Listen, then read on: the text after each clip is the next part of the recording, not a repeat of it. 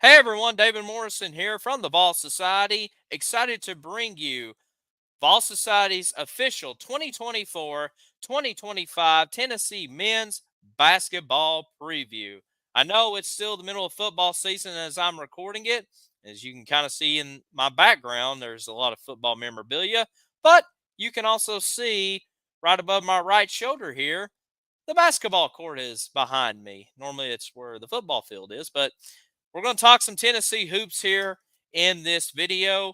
I'm excited to bring this exclusive content to you to our Vol Society social media pages. So, uh, big year for Tennessee basketball last year. For the second time in school history, Tennessee reaches the Elite Eight. Historic year, to be exact. A 27-9 record last season, 14-4 in the SEC. Lost to Mississippi State in the SEC tournament. But a magical run for our standards, I would say, in the NCAA tournament. Uh, defeating the likes of Texas in the tournament and Creighton, and then just a frustrating exit in the Elite Eight to Purdue. Won't go into that, but we can't salvage away just a remarkable year for Rick Barnes. And this is going to be a milestone year for Rick Barnes in Knoxville as he's about to start his 10th season as the head basketball coach for the University of Tennessee. Just a remarkable job Rick Barnes has done in a decade for Tennessee basketball. SEC regular season championships, tournament championships, multiple NCAA tournament bids, including an Elite Eight, a couple Sweet 16s, uh, a number one ranking in his tenured All Americans, NBA players. Just been a great decade for Rick Barnes, and just totally blessed we have him as our head coach. But like I said, that was last year, and now we're ready to turn the page for 2024 2025. So let's go ahead and talk about who is no longer on the team, just to get that out of the way and kind of give an idea where you're sitting at this moment. So the departures on this 2024-2025 Tennessee team no longer with us. Obviously, we start with Dalton Connect. What can you say about what Dalton Connect did last year? First round NBA draft pick in this year's draft, going to the Los Angeles Lakers, I believe, with the 17th pick. But in his time, SEC Player of the Year, All American, uh, just one of the greatest dominating seasons in Tennessee basketball history. Just put up remarkable numbers and just really elevated Tennessee's offense to a level we haven't seen probably since the Grant Williams, Jordan Bone, Admiral Schofield run just a few years ago.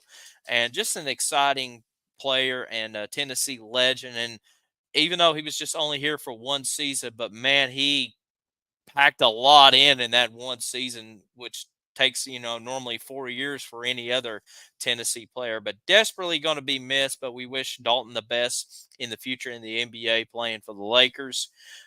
Triple J, Josiah Jordan James, eligibility finally done. Another Tennessee fan favorite. Battled through injuries, a tough player. Uh, a leader on the court. At times played really, really, really good, and at times not so good. But just a remarkable player, and a player that's Vol fans are going to remember for many years to come, including another fan favorite in Santiago Vescovi or Vescovi. He's had many different names. And talk about his story just throughout his Tennessee run, coming from Uruguay, barely speaking English, and developed it very quickly, became a fan favorite through the COVID season. Well, even Triple J went through that too, but through the COVID season, and just many different changes throughout the team and his style of play. Definitely gave his all for Tennessee, and desperately going to be missed. So, and then we'll go ahead and mention Collar Quinney, or Quinney, excuse me, however you say it. Now going to be a student assistant coach, was on Tennessee's basketball team last year, now going to be under Rick Barnes' coaching staff as a student assistant coach. So congratulations to Colin for that. So, there's the good news right there. And then obviously we are in the era of the transfer portal, and we had 4 players transfer out, well, technically 5. Caleb Macklin ended up transferring out at the end of December. I'm not sure where he's at now. I tried looking that up before I went on the air, and couldn't really find a lot of info on him, but wish him the best wherever he's at. But we'll start with Jonas Adu, no longer with us, goes to Arkansas, and we'll talk about Jonas Adu once we talk about the anticipated games for Tennessee coming up. Going to be a interesting Saturday afternoon when the Hogs come to Knoxville. But Jonas Adu now at Arkansas, Toby Awaka, the other center for Tennessee, along with Adu, he's now at Arizona. Freddie Dillon, the fourth, now at Penn State, and DJ Jefferson at Longwood. So that's kind of the big 4. Obviously, Adu and Awaka was the big 2 that left the program. You know, hindsight 2020, looking back at that, especially the Sweet 16, the Elite 8, kind of both of those guys getting into foul trouble, obviously with Purdue and covering Zach Edey, they definitely got in there, but seemed like there was some inconsistent play in the post play between Adu. Awaka did a little bit better, but we had to rely a lot on JP Estrella, so we'll see what happens there as we talk about some of the newcomers. So that's a look at who's to part. Now let's talk about who's back for the Big Orange. Obviously, we'll start off with senior point guard Sakai Ziegler, another fan favorite. Averaged 11 points per game, 6 assists per game, which I believe was ranked like 25th in the nation last year. So huge accomplishment. All SEC performer, preseason first team All SEC. He is the leader on this team.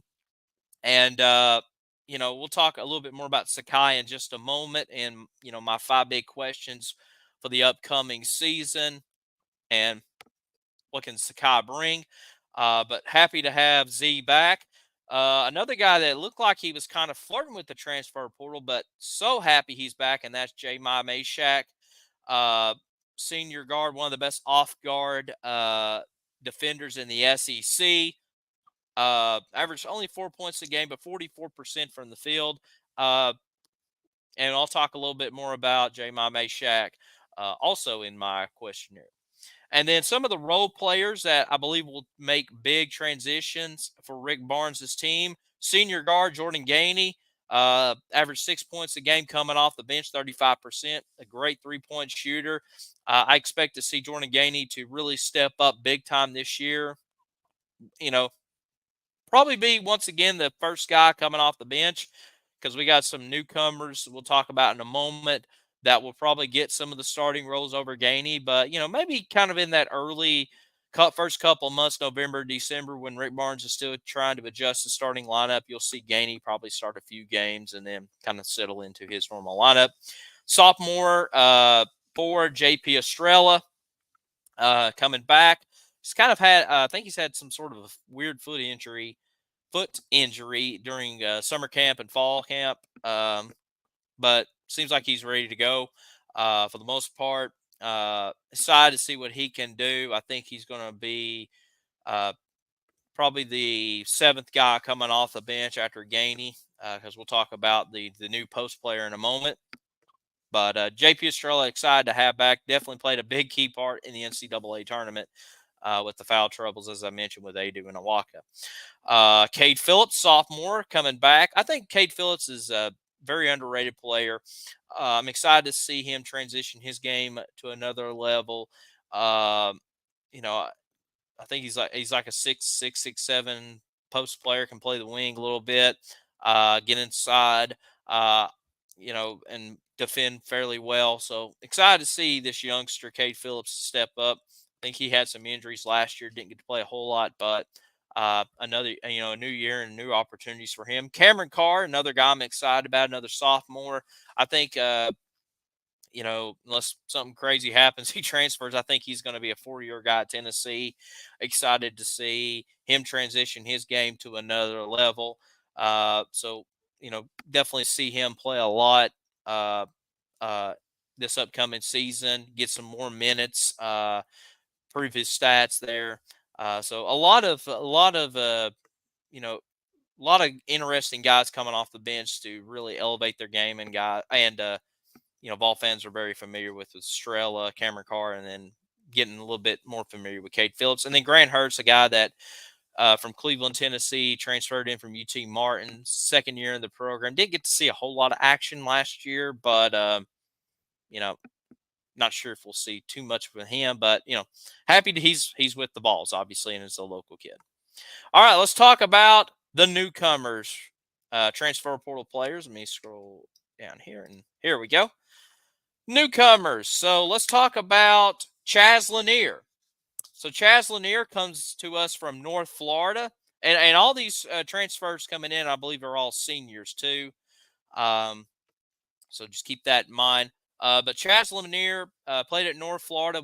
One of the best players in the Atlantic Sun last year, averaged 19 points per game, shot 50% from the field, 44% from three-point land, and he's going to fill that role where Dalton Connect left off, that two-guard position. I think he's going to start along. Well, actually, he probably played the three. If you're going to have Meshack probably play the two, he may play the three, but just definitely going to be kind of a heavy guard team for Rick Barnes. But yeah, I'm excited to see what Chaz Lanier can do. A lot of excitement for him. I think. Is he going to get to that Dalton Connect level? Not sure yet. Only time will tell. But definitely a lot of upside to his game, especially 44% from three-point land. That's really good. And I know Tennessee, you know, loves their three-pointers, but, man, it also can hurt us in games from time to time. A guy that I'm very excited about is Igor Milicic Jr., transfer in from Charlotte. Played the last couple of years for Charlotte and averaged 12 points a game, 8.5 rebounds, shot 48% from the field, 37% from downtown. He's 6'10", but he can play the forward. He can play wing, play post. His game kind of reminds me a little bit of a Luka Doncic from the Dallas Mavericks. Now, I don't know if he'll get Luka's numbers. It'd be very nice, but just a lot of similarities of his game to Luka's game. Just that European style player, real tall. Dirk Nowitzki's another good example too.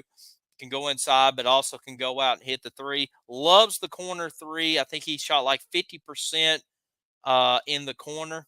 And another guy I'm about to mention, and Darren Stone-Dubar, another guy that loves those corner threes. So very interesting to see if Rick Barnes will capitalize on their strengths, run some corner threes in his playbook. I know he's had before, but if he's going to really utilize that a little bit better, and I guess it just depends on what kind of defense the opposition throws at us.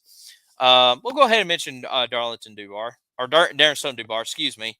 He transfers in from Hofstra, averaged 18 points per game, 53% field goal percentage, 39% three-pointer, 6 rebounds per game, block shots while guarding his man. I mean, just goes up there and swats it away.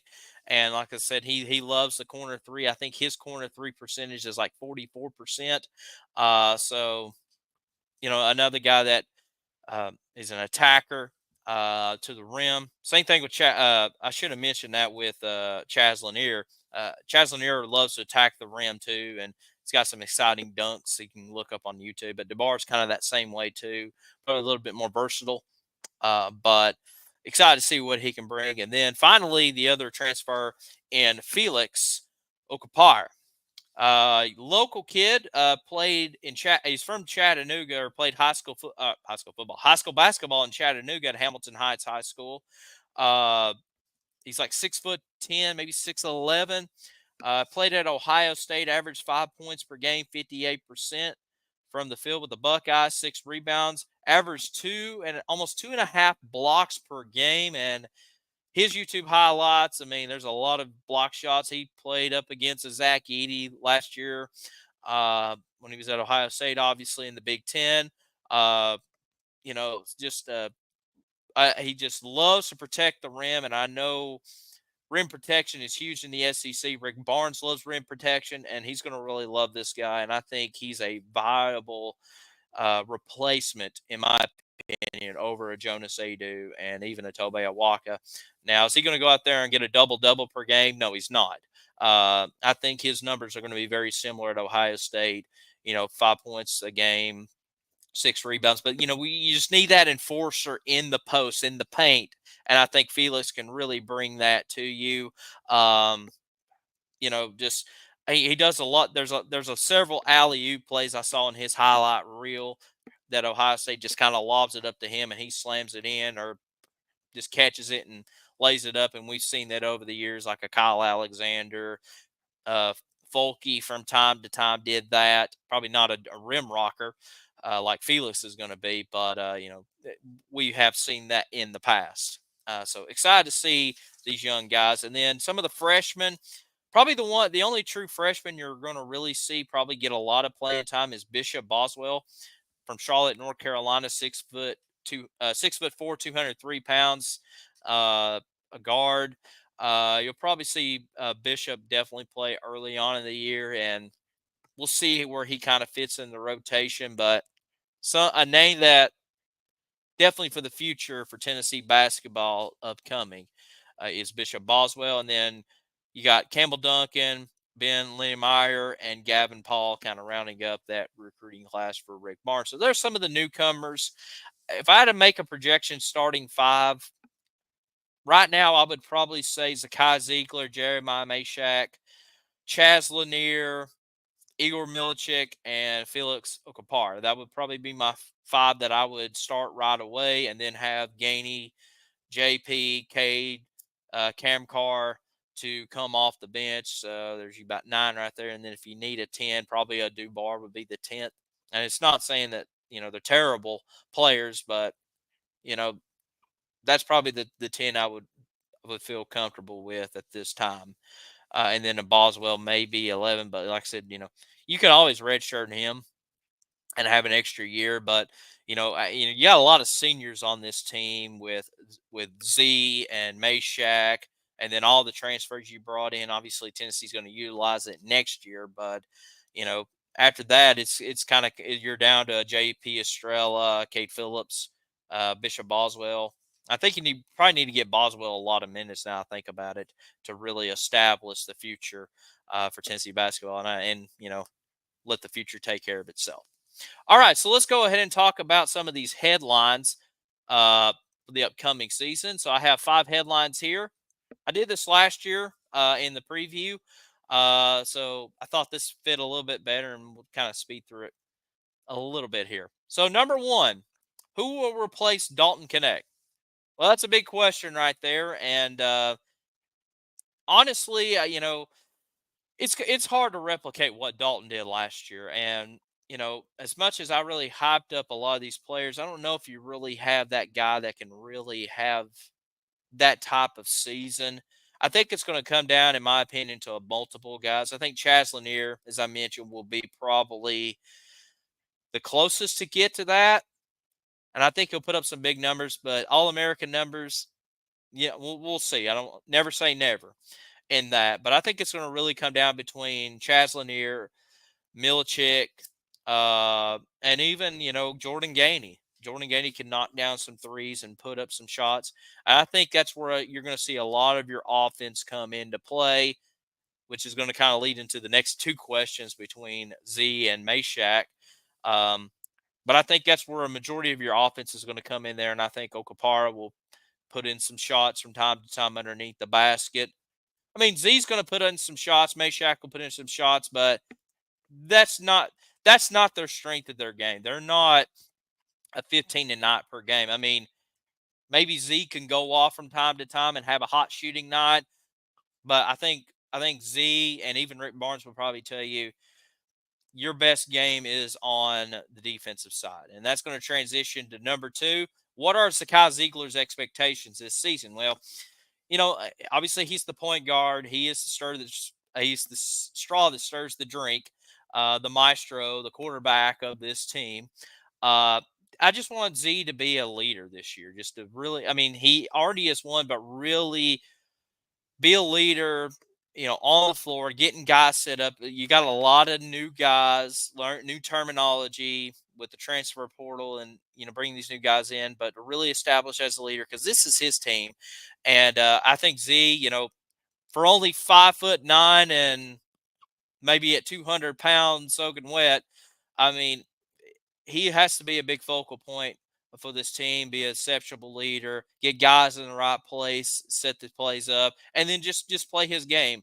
One of the best defensive guards in the SEC, actually probably say in America at this point. Uh, he will pass the ball off. I want Z to put his points up, but I don't want him to have a Dalton Connect game, and I'm not saying he shouldn't, but I think his strengths of the game are his defense, playing off the guard, and just his leadership and getting guys set up for plays and his assist account. Number 3, will J-My Meshack have a breakout season? Well, I think, if you look at J-My, one of the best off the guard defenders in the SEC himself, I think for the most part, he'll step up a little bit as far as points go. He may get into double-digit points. He's got a decent field goal percentage shot. It's just going to depend on how Rick Barnes runs this offense. Does he rely on Meshack to take some more shots, or is he kind of playing in that Zakai Ziegler role and being more of a defensive guard, and then letting guys like Lanier or Milicic or DeBar or Gainey to take more of the shots and go through the offense? So I think Meshack will I think he will improve in his numbers as far as like a breakout season goes. I don't know. Maybe he can be an all SEC second, third team guy, maybe even first if he just really goes off. But it's a very deep league, and we'll talk about how deep the SEC is in just a moment. But I think for Meshack, I want him to step up just a smidge as far as points and rebounds go, but still play your game. I think his strengths are just kind of like Z, just being a good defensive guard. Number 4, and kind of hinted on this a little bit, which transfer will have the biggest impact? I think it's going to come down. I think it's going to be Chaz Lanier from North Florida. I think he will probably be Tennessee's leading scorer. Is he going to get Dalton Connect numbers? Probably not. But if he can get 19 points per game, I mean that's good enough to get first team All SEC in my opinion, and some 3-point shots down. I think he's going to be, in my opinion, where I think Rick Barnes is going to rely a lot the offense with is on Lanier. He's got a good highlight tape if you can check out it on YouTube also. I'm excited to see what he can do. And I'm also excited about Milicic. I think Milicic can put up some numbers too and be right there with Lanier. All right, which returning player will step up this year? This is our final question. I'm going to go with Cameron Carr. I think Cameron Carr, sophomore player, a guy that's going to be really the future at Tennessee. And no disrespect to a Cade Phillips or JP Estrella, but I think Cameron Carr, we saw glimpses of his game last season really started to break out, but kind of scale back a little bit just due to Dalton Connect going off and relying a lot on him and Santee and Triple J and Adu. Well, now I think Cameron Carr can kind of fit that role too, coming off the bench. Probably, like I said, if he can get 8-9 points per game, get about 3 or 4 big rebounds and some assists, I think he can really step up and then have a big time junior season, which he could start next year. Obviously depends on what happens in the transfer portal and what our needs are. But I think Cameron Carr is going to be a guy that will, I would say, about every game have an exciting play per night or a highlight a night. I would say that. All right, so let's talk about. We'll go through these really quick. Obviously, we're not going to break down every game on the schedule, But I want to go through Tennessee's non-conference. Well, we will call these Power Five games, and we're just going to go through these rapid fire here. Not spend a lot of time on them, and you're going to see a trend in these non-conference games. A lot of ACC teams that Tennessee is going to play this year. I guess it's just out of coincidence. One of them is on. Well, I guess a couple is kind of on purposes due to ESPN events, kind of uh, promoting these games, but we'll go through these really quick here. And it starts early for Tennessee on November the 9th. Tennessee will head to the KFC Yum Center in Louisville to take on the Louisville Cardinals for a 12 o'clock game on the ACC network on November 9th. These are Eastern time tip-offs too. So for Central time zone people, you know what to do.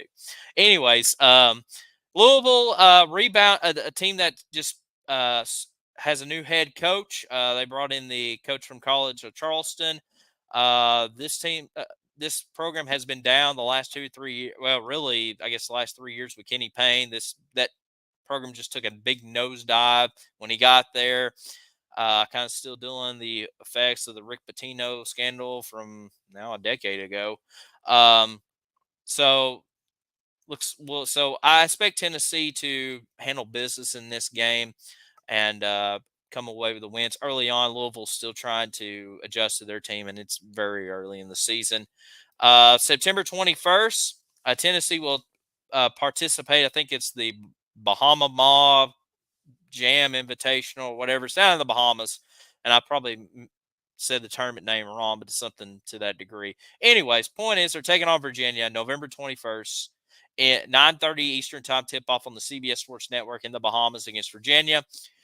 Virginia, a team that Tennessee has faced over the years in the NCAA tournament.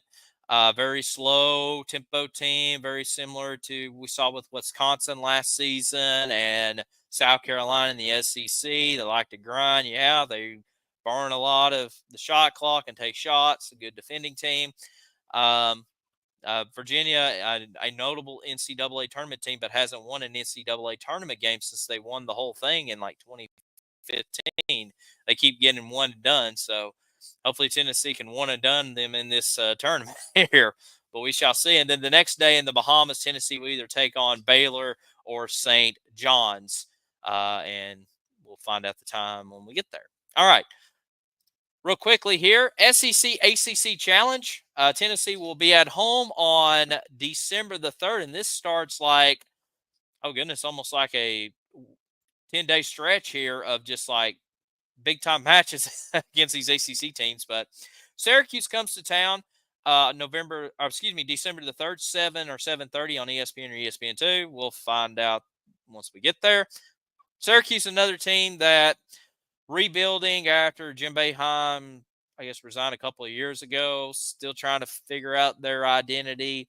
I think Tennessee will be fine in this matchup when they play the Orange. But so there you go on that. And then the Jimmy V Classic on the 10th, 6:30 on ESPN from Madison Square Garden in New York, taking on the Miami Hurricanes. Miami had a horrible season last year, expecting to bounce back. Jim Larinaga's teams are always a tournament top team. Just stumbled last year and looking to improve. Could be in a competitive game at the Garden. And then we'll wrap up finishing the home and home series with the Illinois Fighting Illini. This will be on December 14th, 5:30 p.m. tip-off on Fox. Last year's game, Tennessee pulled out the win. We'll see what happens in Champaign. Illinois, obviously a big-time basketball school, although the football team's doing fairly well this year, but normally famous for basketball. Going to be a tough environment at the State Farm Center. But we'll see what happens as Tennessee and Illinois wraps this up. All right, so let's go ahead and dive into, in my opinion, the most anticipated games or matchups in the SEC. And I'll go ahead and briefly talk about the SEC. The SEC is about to have probably its deepest run as far as tournament bid teams go, probably excitement games. I would say definitely one of the most highly anticipated SEC basketball seasons in recent memories. The last couple of years, the SEC has seen 8 teams to the NCAA tournament. And, you may see 10 teams right now uh, as preseason bids going to the tournament. We'll see if the SEC can bring 10 teams in there. Hopefully, Tennessee is one of them.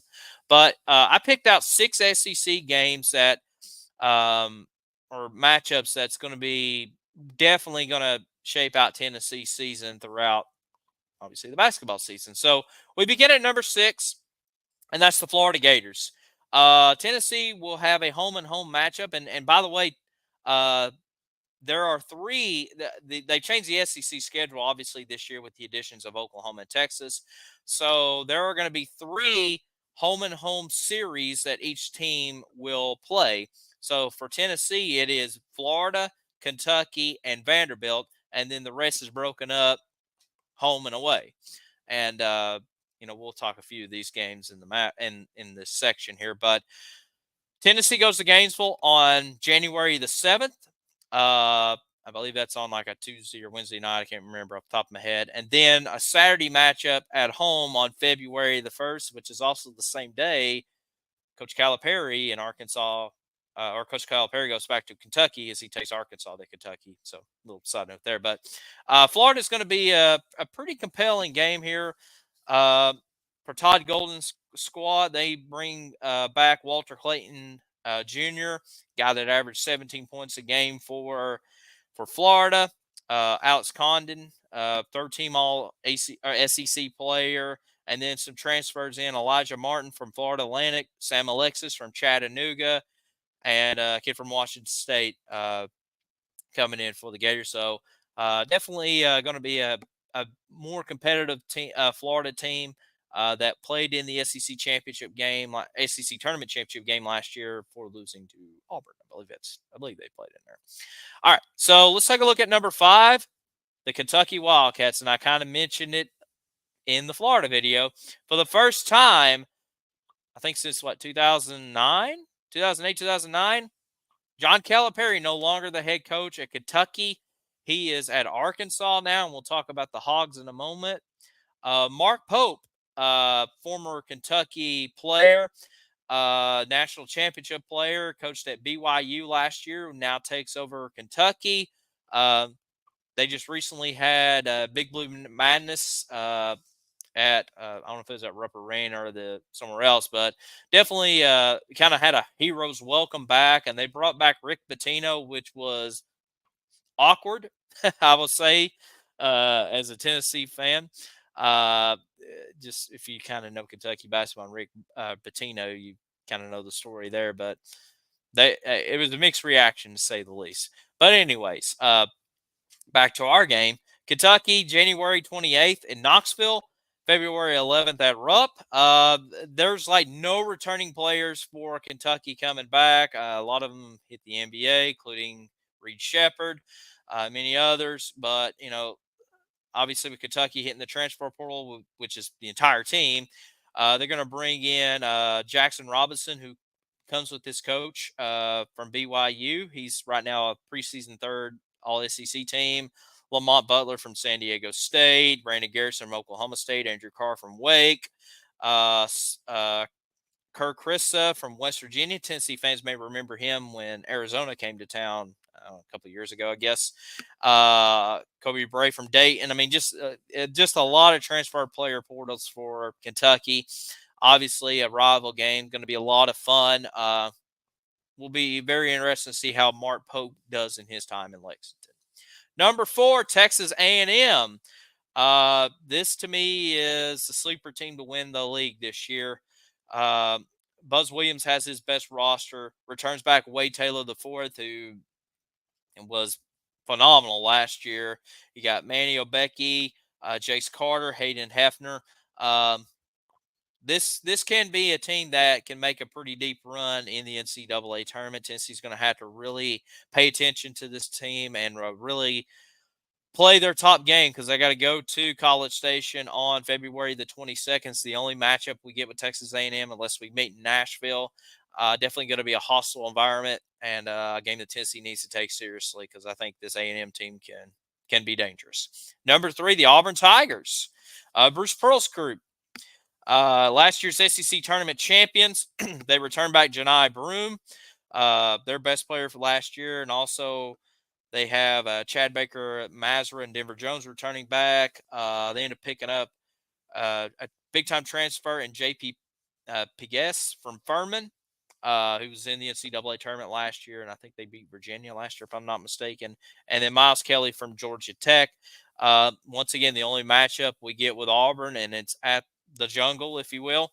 A game Tennessee also kind of needs to take seriously too. I'm actually a little bit more intimidated with A&M than I am with Auburn. Tennessee seems to handle Auburn fairly well, but still, it's still going to be a tough environment, and a game that Tennessee needs to take seriously. Number two, in my opinion, well, actually number one's a bigger home game, but this is definitely one I am very intrigued with.